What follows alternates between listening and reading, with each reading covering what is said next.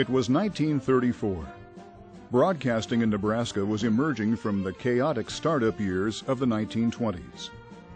AM radio brought news, entertainment, and commercial messages. Nebraskans quickly acquired radios, sometimes powered by 6-volt car batteries, before electricity was available to rural areas. On April 11, 1934, broadcasters met at the Cornhusker Hotel in Lincoln. The first president was the general manager of KFAB, then licensed to Lincoln, Dietrich Dirks. We called it the Missouri Valley Broadcasters Association. It was my idea that we call it Missouri Valley because I guess I had visions of grandeur, thinking that since Nebraska had only 8 or 10 stations at the time we started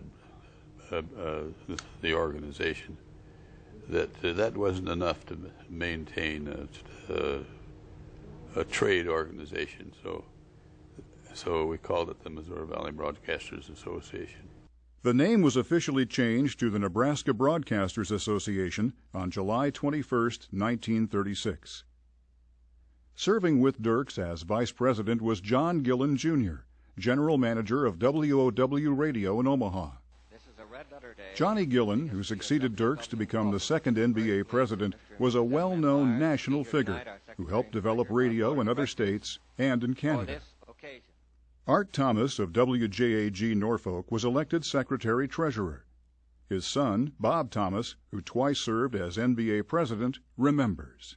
They tried to convince him he should be president, but he enjoyed doing the secretary-treasurer work. And of course, until, I would say after World War II, maybe the early 50s, the secretary-treasurer really ran the organization.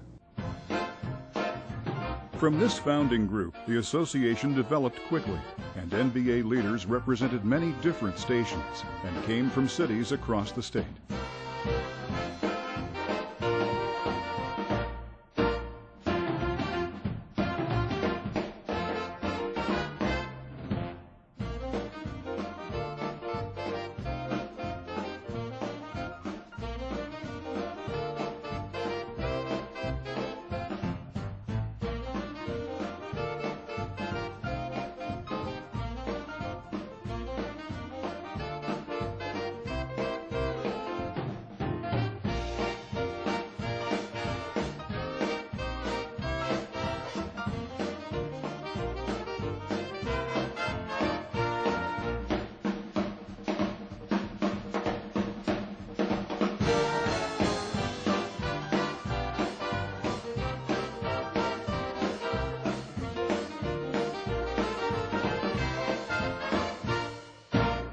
NBA officers and directors worked closely with public officials to make sure that state and federal laws were developed with pragmatic perspectives.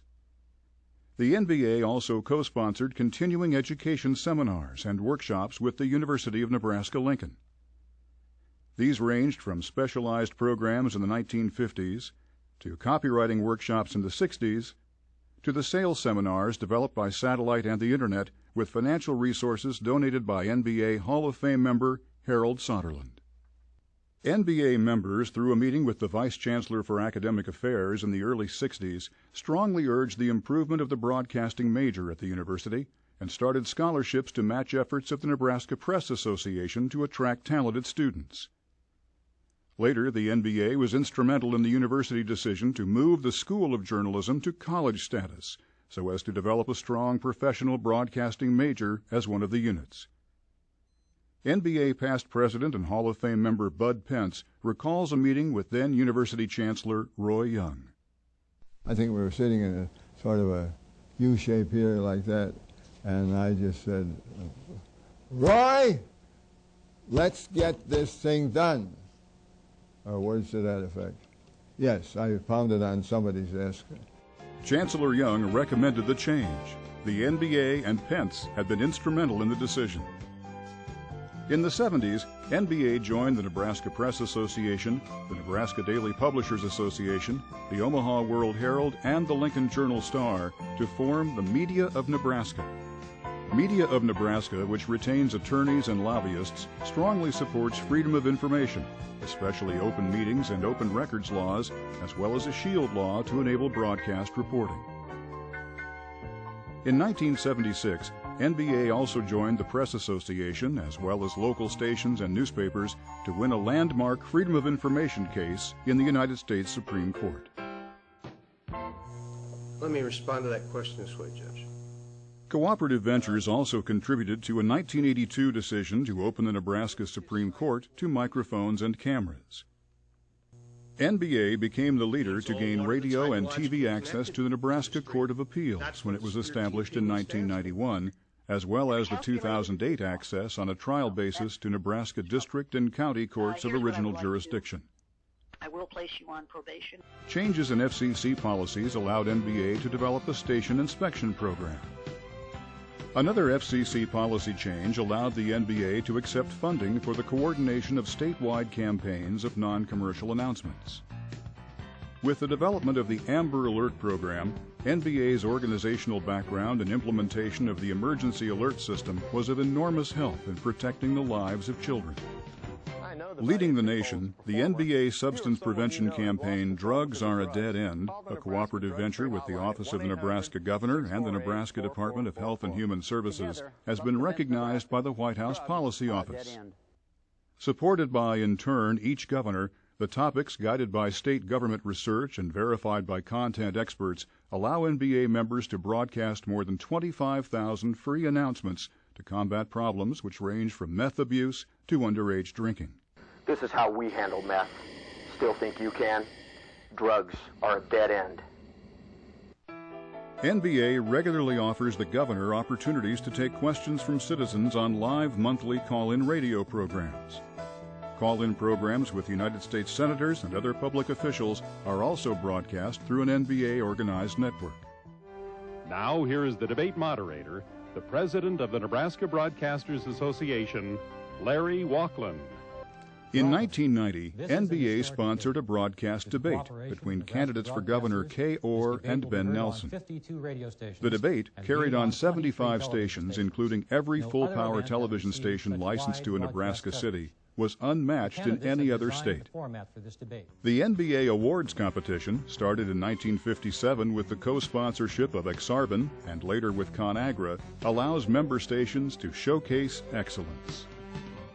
Starting in 1978, regular transfers of annual awards competition entries helped the Nebraska State Historical Society develop an extensive collection of broadcast materials unmatched by other state societies. To recognize Nebraska broadcasters, NBA established a Hall of Fame in 1972. 2 honorees may be recognized for outstanding achievements at annual conventions. The recipients must have worked in Nebraska radio or television or be from Nebraska but made their marks in broadcasting in other states or at the national level.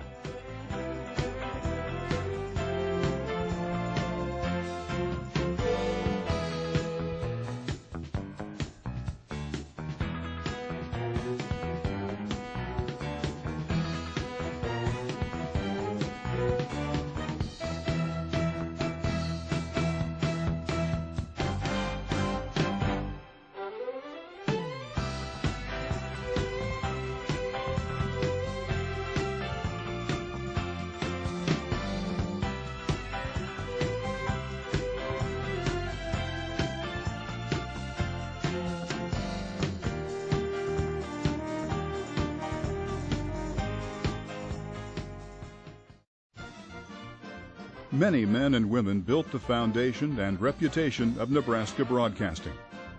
Their contributions and insights have made NBA the organization it is today. Thanks to those who came before us and those who continue to contribute to the successes of the Nebraska Broadcasters Association. Happy 75th.